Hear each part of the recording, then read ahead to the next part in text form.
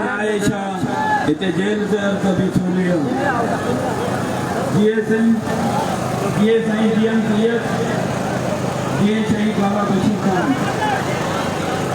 मुझा दोस्तों ऐं भाइरों बुजुर्गों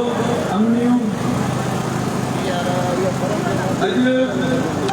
असां हिते गॾु थिया आहियूं जेको सिंध ते ऑर्डिनेंस लागू कयो वियो आहे असां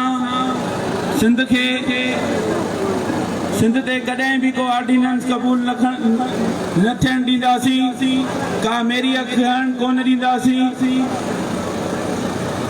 सिंध हिन वक़्तु ॾुखी सूरत हाल मां गुज़री रही आहे असां सभिनी खे गॾु थियणो पवंदो पोइ केरु कहिड़ी बि पार्टीअ सां तालुक़ु रखे थो केरु कहिड़े बि फ़िरक़े सां तालुक़ु रखे थो सिंधियत जे बुनियाद ते सिंधी हुजण जे बुनियाद ते गॾु थियणो पवंदो तव्हांखे सिंध मड़ सॾे रही आहे त अचो गॾु थियो मुंहिंजी मालिकी कयो त अचो सिंध में तालीम खे तबाह कयो वियो आहे सिंध में ॿ माफ़िया आहिनि वॾियूं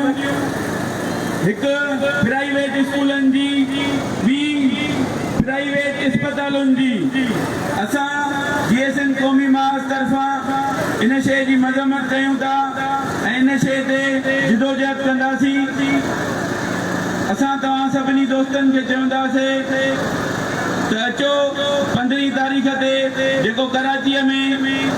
रैली आहे उन में शरीक थी सिंधी हुजण जो सबूत ॾियो डिगी आहे मंज़िल ॾुखी आहे चाढ़ी भॼी विया विच ते कई भाड़ी असां सां दो दिलेर हलंदो मथे खणो त केरु हलंदो मथे खणो त केरु हलंदो महिरबानी